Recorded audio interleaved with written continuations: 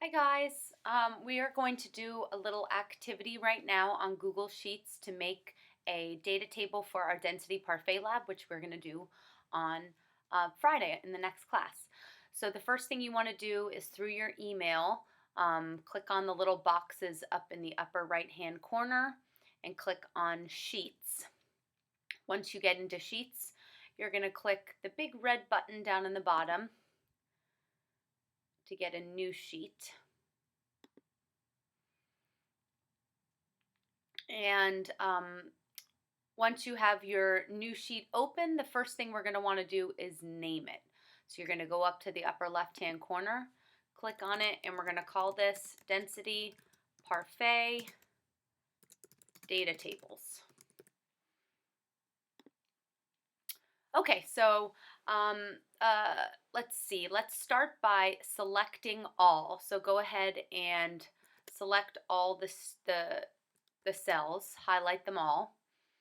And you're going to go up to the Format tab right here, right below the word Tables, and go down and select Text Wrapping, and then go over and select Wrap. What that does is it ensures that anything we type into each cell will automatically fit within that cell. It doesn't spill over to other cells, which can get a little confusing as we start to write up our data table. Okay, each data table that you make wants to have a title for it, so you can keep it organized from all the other ones. This lab only has one, but it's just a good practice to get into. So we're going to make a title across the top, 6 cells. So what you're going to do is select cell A1 and drag all the way over to F1. Don't drag up here where the column headings are, just drag in the cells to highlight those ones, and it should look exactly like this.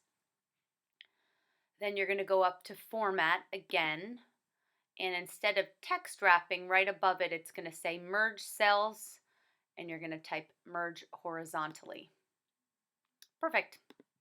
Now go up, click in that cell, and we are going to write Density Parfait Data Table. Oops. Data Table 1. And then go ahead and click out of the cell. Now we'll do a little bit of formatting now, and then we'll kind of make it look pretty at the end, and I'll let you guys mess around with it. But go ahead and re-click on the cell after you click out of it. And then I like to click on bold, go up to the alignment and center it. If you want to italicize it or underline it or make it bigger, you can do all that later. Okay, now we need to come up with our column headings. So in the exercise you did in class, you guys came up with some column headings, which might have been a little bit confusing, but think about what the independent variable was or is going to be in the experiment. So what are we changing? And then what are we measuring about that change? Well, the independent variable is going to be the liquids. So we'll have our first column is almost always the independent variable. So we're going to type in type of liquid or mixture, whichever you want to say. And then I believe we have A, B, C, D, E, F. Oops, that one we just want regular old D, like that. And if you highlight all these guys right here, A3 through A8, you can center those as well, just like this, if you want to. Okay, our next column heading is going to be the first thing that you collect. So the first little bit of data that you collect, and that is going to be your beaker. And before you put any liquid in it, you have to do something with it. Anybody have an idea? Mass it. So we're going to write mass of beaker. And then the units for mass, which hopefully you guys all know, base unit, gram, just like that. And you can see how it automatically adjusted it so it fit within the cell. Okay, after you get the mass of the beaker, you're going to fill the beaker with 10 milliliters of the liquid. I'm going to hold off on the volume right now though, because I want to keep all my mass measurements together. And I'm going to go ahead and enter the mass of the beaker and the liquid. So that'll be the title for this column, mass of beaker and liquid, again in grams. And then based on those two, hopefully you guys have determined that's how you figure out the mass of the liquid. You find the difference between them, and our next column is going to be mass of liquid. Oops. Okay, two more things. You measured out the volume of the liquid at 10 milliliters. So you're going to write volume of liquid, and we take the volume in milliliters.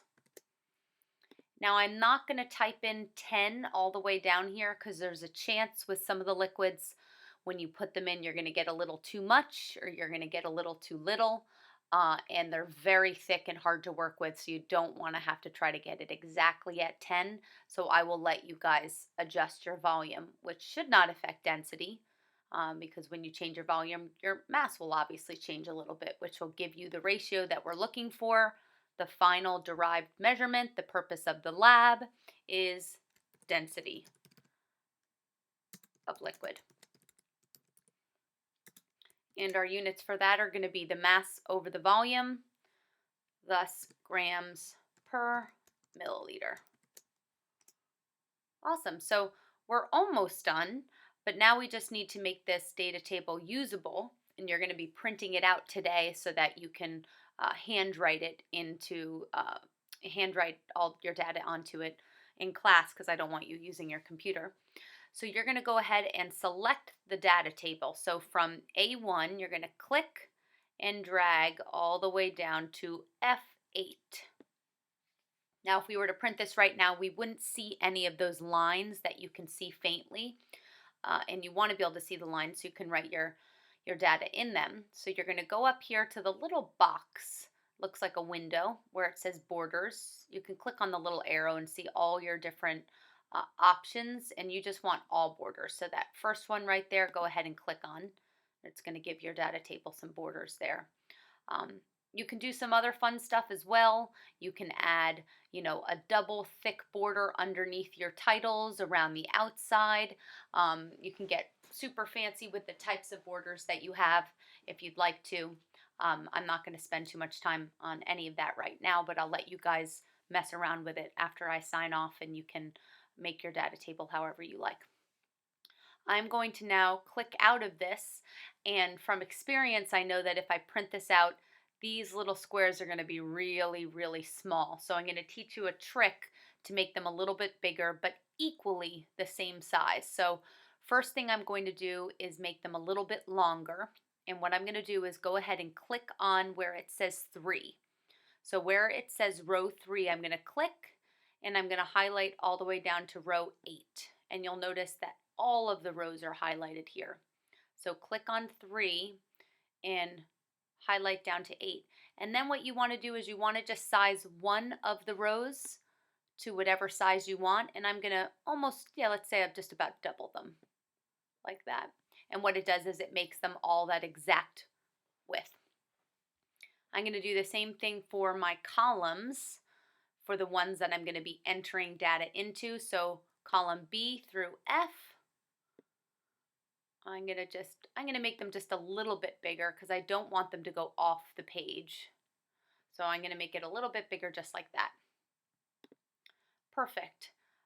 Last thing you can do if you want to clean everything up is you can highlight all your titles, you can bold them, you can center them if you want, just to make it a little bit easier to read.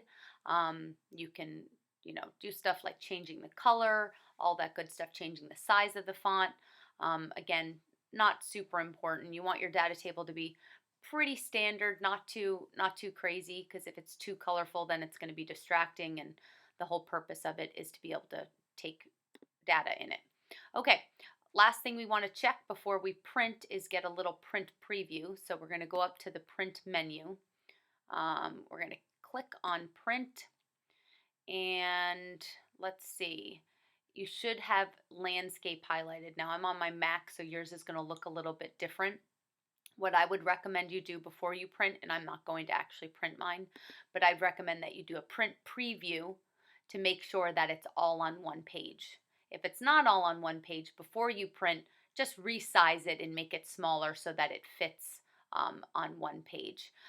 But you definitely want to print it orientation uh, landscape so that you get it a little bit longer and a little bit larger. Otherwise, it's going to be a little too short. So that is the end of my density parfait data table exercise instructional. Good luck, and make sure to print this out before the end of class. And you just want to bring it with you for class on Friday, and make sure you complete that pre-lab and turn it into me electronically. See you guys later.